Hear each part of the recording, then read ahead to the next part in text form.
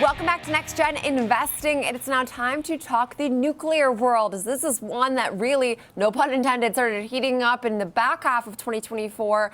It's paused a bit as far as the enthusiasm around the space, but I do think there's those that still are very much believers in its massive potential as far as the AI build and the ongoing grid stress is concerned. So here to help us break down more on this space is Kevin Green, senior markets correspondent, who I'd say is our somewhat expert here on the nuclear stocks. Kevin, we had to talk them with you because you understand this world far better than myself. So walk us through, things we're watching, names that jump out to you, and perhaps if there's still a good time to get into a lot of these names. I was reading the article that said, is it too late? And I think no, but I'm curious your thoughts. Yeah, it's not too late, obviously. This is going to be a longer time frame for the nuclear side of the equation when it comes to AI empowering data centers to really develop. It's not going to be an overnight story here. But what we actually saw is an interesting development to start the year. We actually had more focus on these natural gas plays because a lot of traders and investors believe that that's going to be the main energy source to really kind of power the electricity grid and be able to assist with some of these bigger and larger data centers. But over time, latter half of this year, we started seeing small modular nuclear reactor stocks actually getting a little bit more attention. This is really kind of after we had a deal with Microsoft and Constellation Energy to kind of restart 3 Mile Island, or attempt to do so here. And they do plan on having that up and running by 2028. But once again, Jenny, there's going to be a lot of regulatory hurdles in place in order to try to reach that timeline. So that might be one of the reasons why we have seen kind of this enthusiasm stall, because it's not going to be an overnight story. But you also saw SPACs like Oklo, which is now obviously a stock. We also have a ticker symbol SMR as well, which is going to be NuScale Power, also catching a lot of enthusiasm when you're looking at the option space, as well as investors trying to get exposure.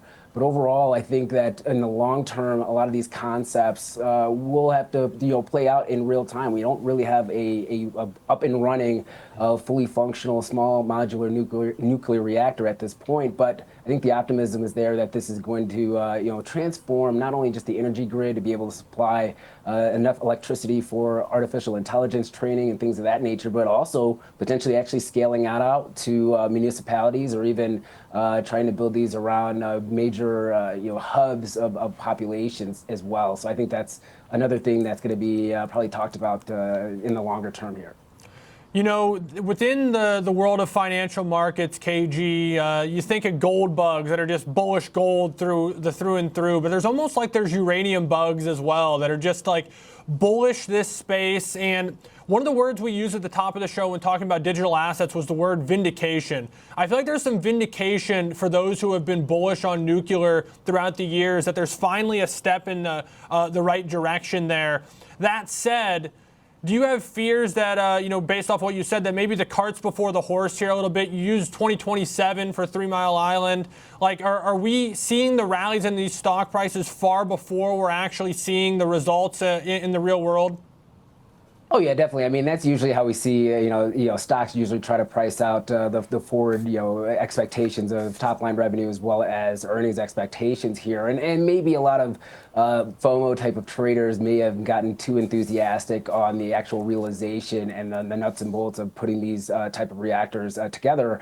But I think that if you kind of look at the 2025 outlook, it actually does look a little bit favorable when you're looking at the uranium space as a whole. And one of the reasons why is actually the supply lines coming from Russia. Russia actually recently announced that they're going to be curbing and potentially actually stopping the supply of enriched uranium to the United States, which powers around 20 to 25% of all the uranium stocks here in the United States. And when I say stocks, I mean actual physical inventory. Now, we're not seeing an actual issue right now when it comes to inventory, because a lot of these companies order a year, 2 years, 3 years out. But by the middle of June of next year, there was actually a really big concern that we might actually see a supply shortage, and that could actually give companies like CCJ or Cameco a little bit more of a bid and a little bit more of a premium for their own products, because we might be lacking supply. So that's something to kind of keep on the radar here. Some of the other geopolitical tensions can also fuel this fire when it comes to uranium stocks. If you kind of look at the geopolitical changing of the guard in Niger, Africa, that actually cut off a lot of the supply supplies for France, which is a huge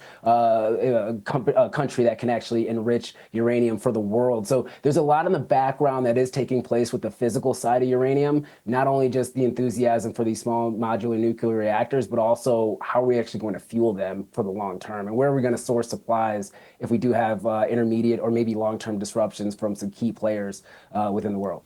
I think that's such a great point to leave on here, especially because there's a lot of outside factors that influence these names that unfortunately the companies are somewhat at liberty of, where there's things like, timeline, supply chain, like you said, capacity. There's a lot that needs to work for this continued growth, but it's obviously a space that we will continue to watch. So appreciate it. Kevin Green, Senior Markets Correspondent for the network.